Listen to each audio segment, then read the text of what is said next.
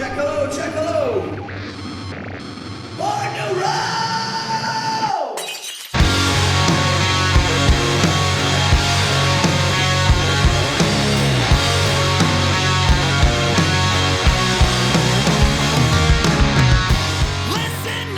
Hey, this is Luke Nil from the Dirty Nil.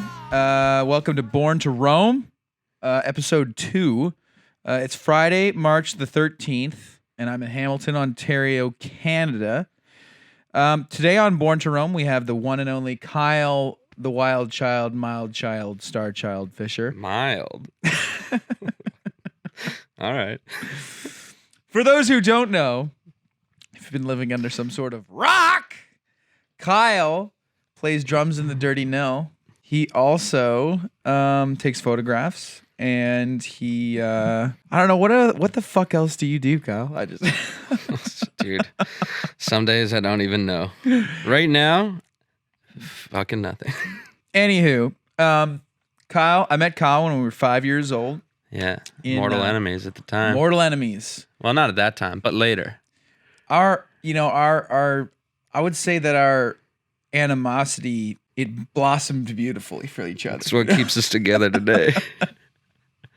Yeah. A lot of hate. It flourished beautifully throughout our preteen years. Around the time we were probably 14 years old, we all kind of got into classic rock, as did kind of all the other people in our grade. Everybody picked up the guitar, some bass or some drums, or started to try and sing with their high-pitched prepubescent voices. And we started forming cover bands and playing a lot of Nirvana and Green Day and AC/DC, and the more ambitious of us people tried to play some Led Zeppelin songs. Still believe in a thing called Love by the Darkness? Yeah, and recordings of those things do exist, folks, and we're planning on releasing them. Yeah. Anyways, yes. So actually, before we actually had a band, that's a good point. I did my one and only venture as a concert promoter. And it worked out. We threw a show called Looney Palooza, and it was $1 to get in, and I thought that would entice more people to go. It would cost one loony. If anybody's listening to this outside of Canada, a loony is $1 in Canadian currency. And even in 2004, that was a pittance of money. I should have probably charged more money, but it was one loony to go. And we had a bunch of cover bands, and Kyle didn't actually play that day, but he was in the front row. No, I was more of a spectator in those days. Always with the Led Zeppelin shirt. Mm-hmm. Anyways, so then when we were 15 years old, we were still dinking around with instruments and stuff, and pretty much everybody started to drop off rock and roll. It very quickly, in our age group of people, it was very big. About 2004, when the School of Rock came out, and there's a bit of a classic rock renaissance. By about 2005, everybody was like, I'm done with this shit. I'm fucking into the OC, that show. People really got into that. Good times. What else were people doing other than rock and roll? Fraternizing with the opposite sex. But we're like, no. We're... Just going to hang out in the basement and make stupid noise. One time, Luke and I, for New Year's, pretty much just practiced at my house until midnight, and then we tried to go to a party that we did not get entry to. Yeah, we got kicked out of a lot of parties, not for rowdy behavior, but because we were undesirable peoples to have at your party. It was not a good look. If you You're making it harsher than it sounds. But anyways, I guess we started the band. We started the Dirty Nil in the summer of 2006. Mm-hmm. I was a camp counselor. Where were you working, Kyle? I guess where was I working at the time? I think at the barn before it became Metro. I worked in the meat department. Real fun time. Yeah. I had that job for a while. Yeah. Going into university, but that's what I did. So he was doing that. I got my first big muff distortion pedal and a 100-watt Marshall amplifier, and we were off to the races. And we played every day after work. And I remember us having a conversation. I was walking around the suburbs and saying, I think we should start a band. We were very excited about it. We were very excited about the idea of starting a band where we made our own music and didn't just play covers. because no one else was really doing that. Everybody had kind of just stopped. And we wanted to go to the next level. Well, dude, Lil Jon showed up then, and that was it. Everyone was crushing Usher. Usher was big. Mad respect to Usher. Yeah, a lot of people checked out of rock and roll. And so we doubled down on rock and roll. Yep. And we started the band. And that basically brings you to today. That was 14 years ago. Let's get into the questions, the pre-prepared questions. Okay, the gauntlet. Kyle, what are you up to lately? Lately, not much. I mean, we are here at, we've been in pre-production for the last few days. Are we talking about this on here?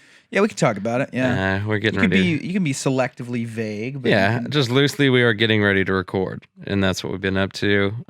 We've been off the road, which is kind of good timing for us. Sorry to all our friends that are on the road and having to cancel tours or in precarious situations due to the ongoing coronavirus problem at the moment. Pandemic, I guess, as the WHO has called it. I like their earlier stuff better. Such a stupid joke. Anyways, no, just been at home. I'm not doing too much. I haven't felt like taking pictures lately, which is not fun. But no, I've just been focused on doing what we're doing right now, which is recording the next best record we can make. The next best record to ever be a record. Next best makes it sound like it's not the best. So I mean, like the next record that we're making, which will be the best. As I said on the first episode, I'm not saying that we're going to change the world, but we are going to shift Western culture. That's a conservative estimate. Even though we're kind of maintaining some degree of secrecy about our recording projects. But how are you feeling with the current recording stage that we're at and how things are kind of shaping up? What's your vibe? What's your feelings? Feeling good, feeling strong. We're playing tight. Like, I'm just amazed that we managed to throw together 89 songs in 2 hours. Most that we ever had. It's nice to have John here in town. Shout out JG. I'm looking forward to it. I think it's going really well. We're in really good shape. Sound like a sports guy. We just got to get out there, keep our stick on the ice, get some hot tracks. Get some good takes down. I couldn't have said it better myself. Get some didgeridoo on the track through delay. Fair enough. Okay, so Kyle, what made you interested in spanking the tubs, dude? Hitting them tubs. I was like, well, in grade 5, like the only guy that we knew who had played an instrument, I think at that time, was DJ McConnell. Yes. Because his dad had played in a band, and they had all the instruments. And DJ. Shout out to Clear Light, which is also my distant cousin was a singer of that band, Jerry. Anyways, yeah. At the end of the 5th grade, we had like a big grade 5, like kind of focused talent end of the year assembly or something, and the DJ played the drums, and I was drawn in by it, and I just from that moment was like, I really want to do this. It took me a while to like break out of my shell and talk to my parents about wanting to do it. I think I just needed a reason to play them, which happened in the 7th grade when we started doing band, and I started on saxophone, which I was barely passable at playing. I didn't have a good embouchure. Now, just to interject, I just want to say I was at that same assembly. I saw DJ playing them drums, and I remember asking my parents also. I think every young guy in our grade was like, I want to be a drummer. And I asked my parents too. I was like, hey, can I play the drums? And they're like, go fuck yourself. Anyway, sorry, continue with your... That's good. Well, I see, and I had the opposite of that because my mom, like my uncle played guitar, and my mom didn't really like that. So she would rather I play drums than guitar. Which is fair. She was like, I never want to hear that ever again. And I said, okay, I'll play drums. And then, 7th grade, we had band. And like I said, I played saxophone, not the greatest. And then one day it was like, does anyone else want to like play percussion? And my hand shot up immediately, and I got to play percussion. And ever since then, that was put me in that direction. Around 13, I got my first own drum set from the U-Drum when they had a shop in Waterdown. And was that the Tama one? No, it was called Procussion. It was really shitty. It was like $400 or something. Shout out to Procussion. It was red. I remember that. And I had those really terrible cymbals that sound like paper. And I had that for a while. And then My first kit was the Tama one. I remember the that day you bought. got. I was there the day you got It that was kit. like pearl white. Yeah. It was all right. It was kind of heavy. I kept losing this is kind of why I hate. Well, I hate it for other reasons, but it has like the mount that attaches to the kick drum, and I would lose that a couple times. And my dad would get real pissed at me, and then I realized that those things suck, and now I just put it on a snare stand. And you also had an Iron Cobra double kick. Tell us more about the double kick. Oh, I tried that for a bit because my dad would always be like, "This could be cool," and my dad's a really handy guy. He's a mechanic and also builds a lot of things. And we were at Long McQuaid, and they had this like all these drum parts out, and my dad's like also a deal guy, so he found all the pieces that you could make your own double kick pedal with, and he was like, "Yeah, this is like $50, and if I want to buy a new one, it's like $200-$300. You might as well just do this." And then I tried that for a while, but I also learned I don't like to play double kick, and that was the end of that. But it was a good deal for the time that I had it. I don't even know where that is. The double kick? I don't know where it ended up.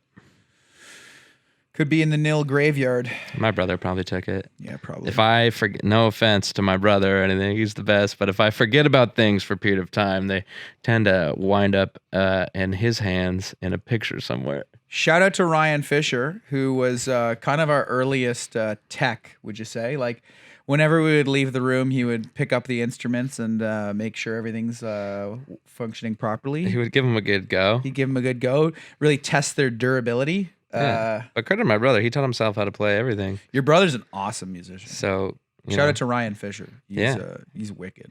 He really Great worked at taste. it. Yeah, he loves it. He's great at it. He's killing it. Okay, so moving on, Kyle, when we're on tour, which is like every day, pretty much. What is your daily tour ritual? Walk me through a day in the life of the Starchild. Depends on the day. Like if I know I'm going to do a lot of driving, I try to sleep a little more. But I always try to capitalize on breakfast when possible. So you're a pro continental breakfast guy. See, now that's the thing. There's a difference between the continental breakfast and hot breakfast. So continental breakfast is usually like, here's some shitty ass muffins and some questionable apples. But the hot breakfast is usually where it's at. But I started to cut out certain things because I'm like, this could be gross unless I really need it and need to capitalize on it. But I don't know. I just need to inject some sort of a physical exercise element into it. But I kind of like to lounge around in the mornings and make sure that I shower and have coffee and try to read. I've really gotten into doing crosswords as it gets my mind going in the morning. And then settle in for a nice long drive. Whenever there's time and there's interesting places to walk around, I try and do that. I find that's I started taking photos on the road as a way to get out of my head and get out of just sitting in a green room all day, looking at my phone. I make that a priority in my day. And I know sometimes when I start to get a little crazy on tour, I know that it's because I haven't had a chance to do that. And sometimes I'll even wake up earlier in the morning so that I can get that in. I remember I did that. We were driving super long through Texas, and I just knew I had to get up. And I got up at like 7 a.m. and just walked around a remarkably cold Texas, which I thought was going to be warm, but it was like -8. And I thought that was weird. And we were in Van Horn, Texas, it's also nice because you get to see weird places like that are super surreal and strange, especially compared to, where we live. Where do you think is the smelliest place you've ever toured to? What was that mountain in California? Like the Oh, we went to Slab City. We went to Salvation Mountain. I don't really remember a smell there, but I know that it is a weird part of California. I don't know. I mean, New York's pretty smelly. Not to rag on New York, but I'm sure New Yorkers wouldn't argue that it smells there. They got their own funk down there on the Lower East Side.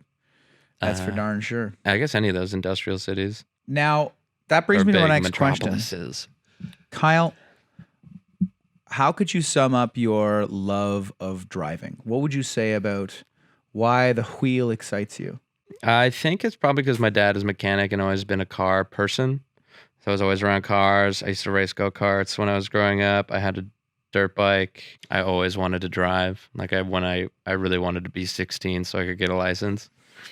And then I don't know, driving's a lot of fun. It can, especially when you get to drive through places like driving through the U.S. is my favorite because of the wide open spaces, and you can sometimes it's very draining and it takes a while, but just I always find that it is very stimulating for like visually, because I just try to take in everything that I'm seeing, because I know I might not see it again for a while.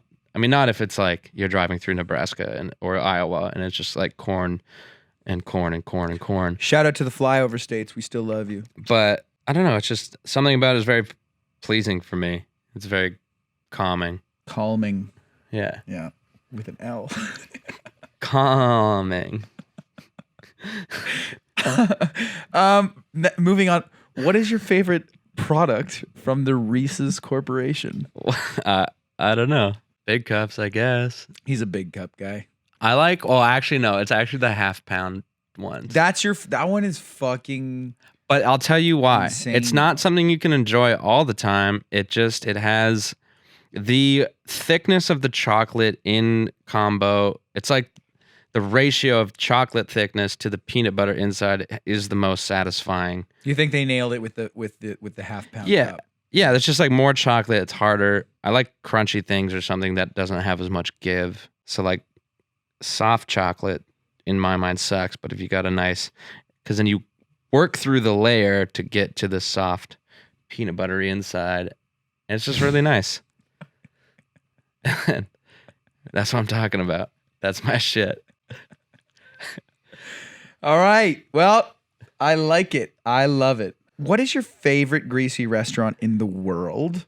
Oh, it's, yeah. Well, I don't know. Mickey's Diner is always a good time in St. Mickey's Paul. Diner. But I wish I knew what it was. There was that time. Remember we went with Adam, like Carter, when he came to that show in Dallas randomly, and we stayed at that hotel with him, and then we went to a diner that morning, and it was like some kind of greasy spoon in Dallas. I don't remember what it was called.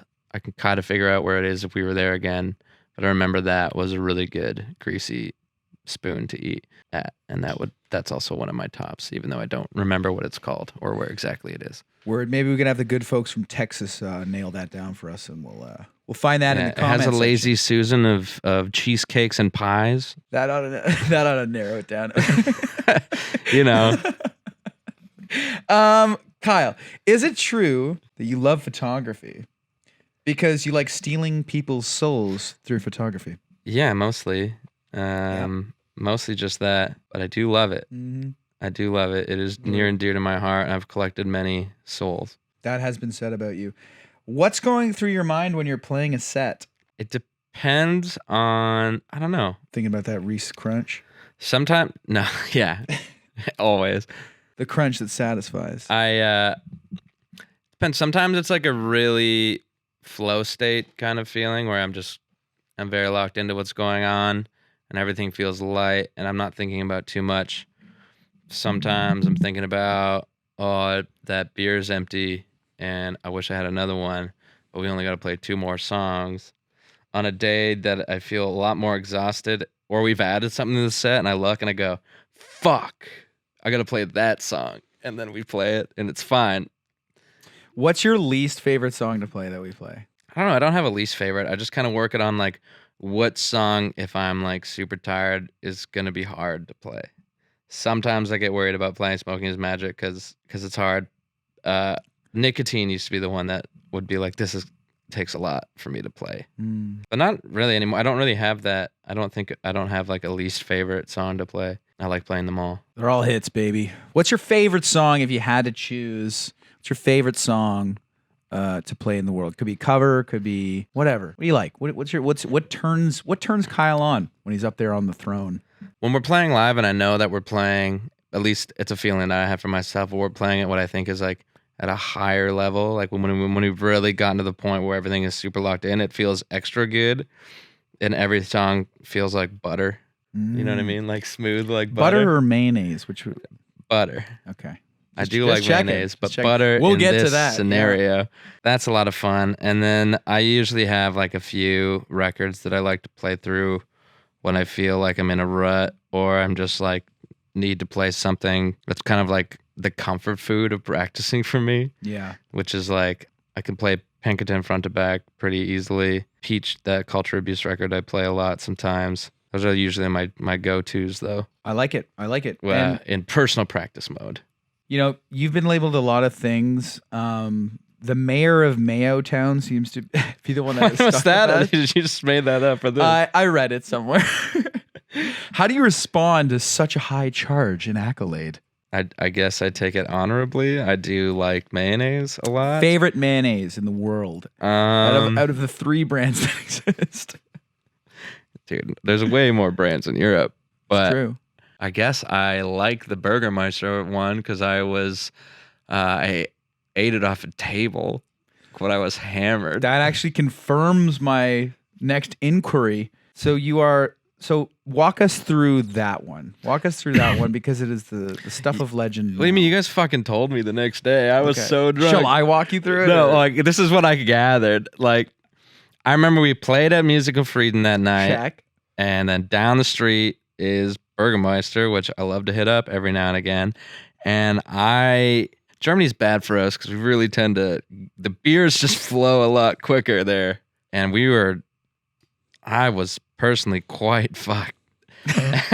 And we got our food, and apparently Lizzie told me the next day that I was eating my burger. Shout out to Lizzie, our tour manager. And dancing because I was super happy about getting food at night.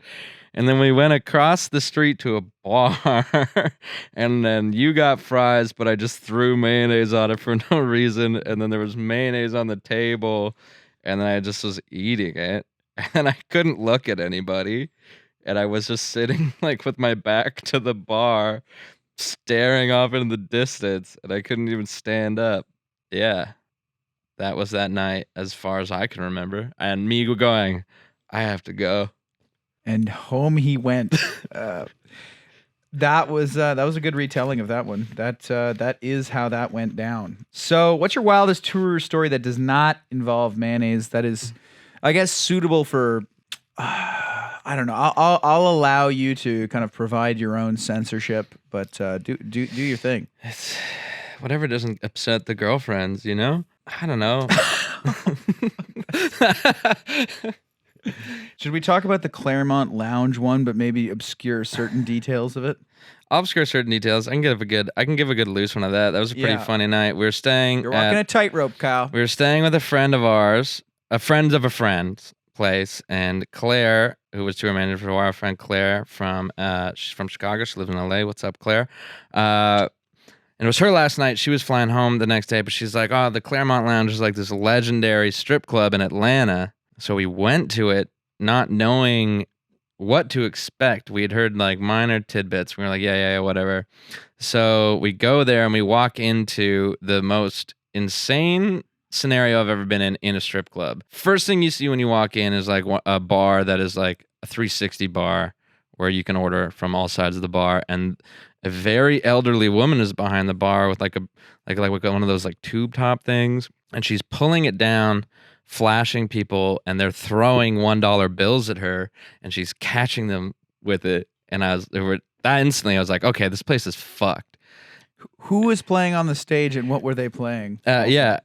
There was also this gross crust punk looking cover band dudes. The singer had a shitty mohawk thing and wasn't wearing a shirt and was wearing cargo shorts, and they were playing a weird cover of Dead Flowers.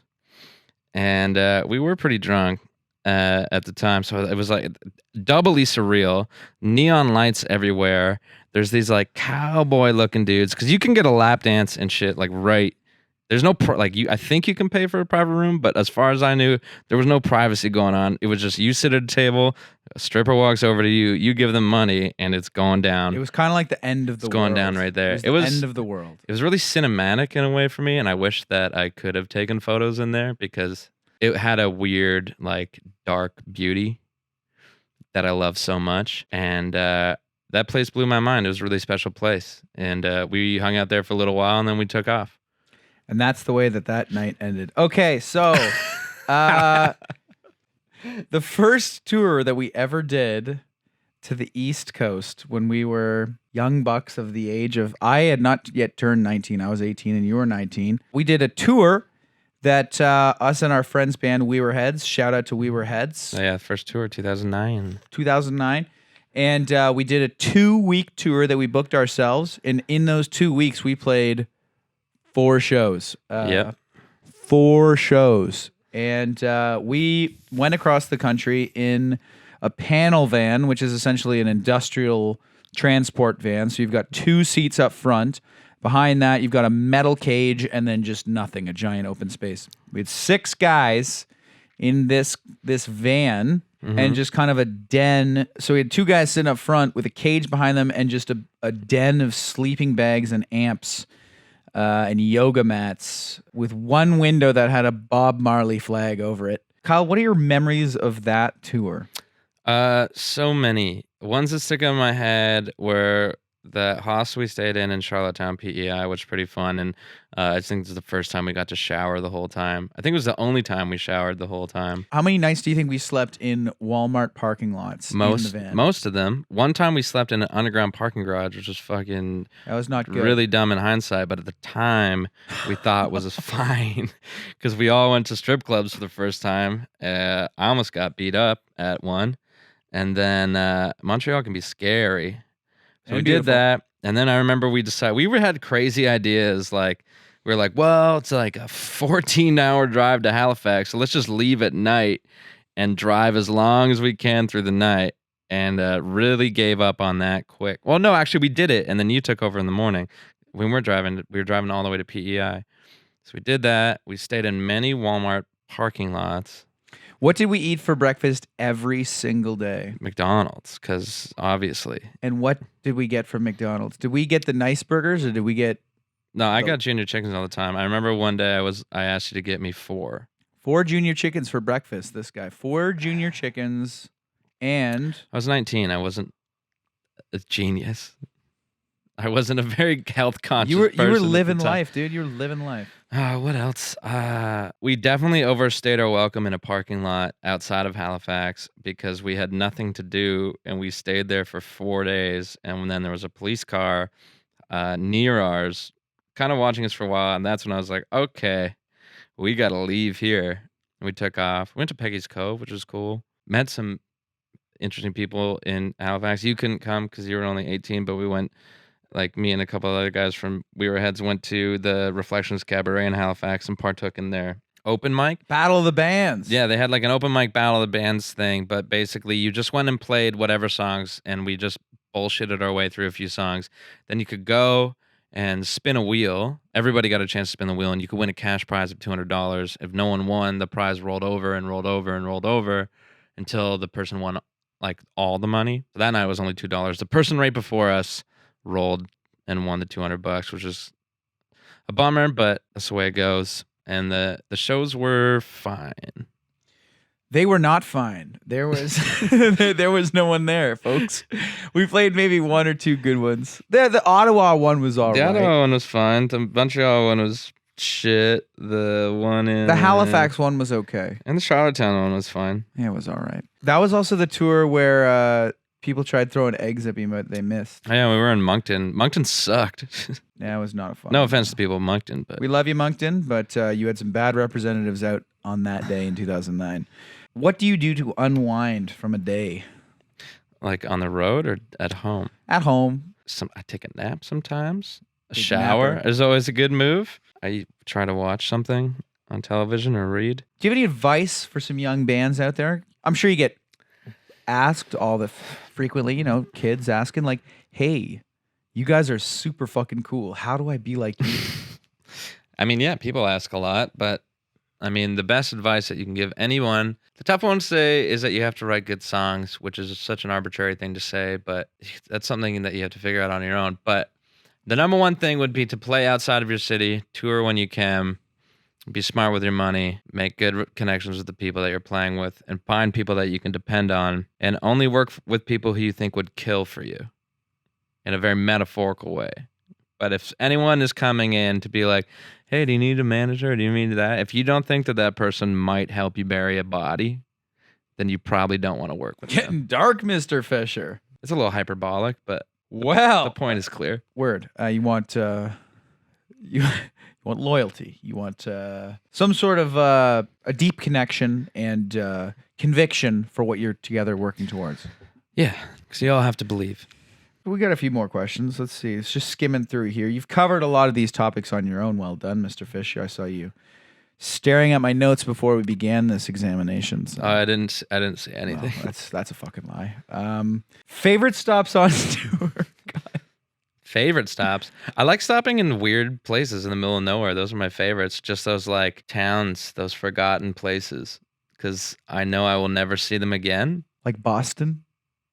Yeah, like Boston. No, I don't know. The places that have names, I don't know. It's just those weird pockets that people forget are there, but are there. And they're kind of interesting to see. What are you currently listening to? I started watching that Hip Hop Evolution show, so I was just kind of going back through some old hip hop lately because I find that stuff to be really fun and beats are sick, and I play drums, so it all adds up. Oh, that new Viagra Boys EP, that one's sick. Yeah, Common Sense. Common Sense is a great song. Solid EP. Viagra Boys Forever. Our friends Lee Corey Oswald's record, Darkness Together, is a good one. Woo! Patience by Mannequin Pussy. Those have all been like high listens for me. Next question. You know how I love going to guitar stores? Ross loves going to guitar stores. We love seeing guitars. What do you do when we go to guitar stores? How do you feel about our lust for browsing? I get the fuck out of there. No, I'm just kidding. If I know that I can like go wander around and take photos instead, I'll go do that. But I also like to go to bookstores, especially in the States, because books are usually cheaper in used bookstores there, and you can find some interesting things, or an antique store if I can do it, because I usually look for weird cameras or expired film. But usually just try to walk. Like if we go to a store and it's close enough time that I can kill time on the way to the venue, then I'll just walk to the venue and meet you guys there. So what is your favorite guitar store? I guess Chicago Music Exchange. What are your thoughts on In-N-Out Burger? Is it hype or is the hype real? I do like it a lot, but I think I've lost the luster for it in a way, because I still just prefer, their fries aren't very good. Ooh, mad shade. And if you disagree, you disagree. I don't know, the burgers are fine, but I feel like there are better places to go at the end of the day. That is a piping hot take from Mr. Fisher. Though, top 10 branding, great design, aesthetically pleasing, good to look at. Points for pretty. Final question. Coronavirus tips for the fine folks out there who are in self-quarantine or Kyle, as the authority on this subject, should we be freaking out? Is it all good? What the people are looking to you. We need some leadership. What are we going to do? Don't fucking touch me, first of all. No. I don't just wash your hands, be clean. If you're feeling sick, go try and get checked out. We do live in Canada after all, where you can go to call somebody and they will check you out and you won't have to pay for it, and hopefully they can attend to you quickly. We're an international podcast, Kyle, so be respectful. I'm just speaking to what I know. We're worldwide now. But yeah, just be clean, be healthy, don't take any risks. You don't need to be. I know that there is a lot of panic, so listen for information, but don't let it force you into any irrational decisions or behavior. Because that just leads to more problems. And if anyone you know is hurting in any way or suffering some sort of problems that have nothing to do with the virus, but maybe side effects financially, let's say, then help them out if you can, because I think support bands. I think that's going to be, or anyone. I think that's going to be the bigger fallout at the end of all of this, is where the world stands with that. Do you think that you can get the virus from drinking Coronas? Like, is that a thing? No. Well, I mean, unless you were sharing it with somebody who had coronavirus. Like if Rudy Gobert handed me a Corona and I drank it, then I would get it and I would say, don't fight OG next time, please. Thank you. That one went right over my head, but it's just basketball, bro. It's no big deal. Basketball, sports. I think that's pretty much it. Do you have anything to add about the current situation facing the world? What would anything you'd recommend listening to while we're kind of waiting for this whole thing to blow over? If you are into hip hop music, watch that hip hop thing. You can listen to Born to Roam, this podcast right here. Step one. Our producer just pulled out a firearm. He pointed it right at my head and said, you should listen here. Well, I don't know. Read, play board games with your family. Bring it back to old times. Like Master Volume is the answer. Master Volume is the answer, but I let you go for a while. But This is what we were looking for. Yeah, that's gonna have to be a no for me, Doug. And then our next to be named. Yeah, I think it's shaping up to be a quadruple album. So Yeah, we were really just trying to go for like our version of Magnetic Field's 69 love songs or whatever. What is it? John, do you know the name of that record? I think it is 69. There we go. 69 love songs. 69. I don't know. Why 69? It's a good question. You guys are so immature.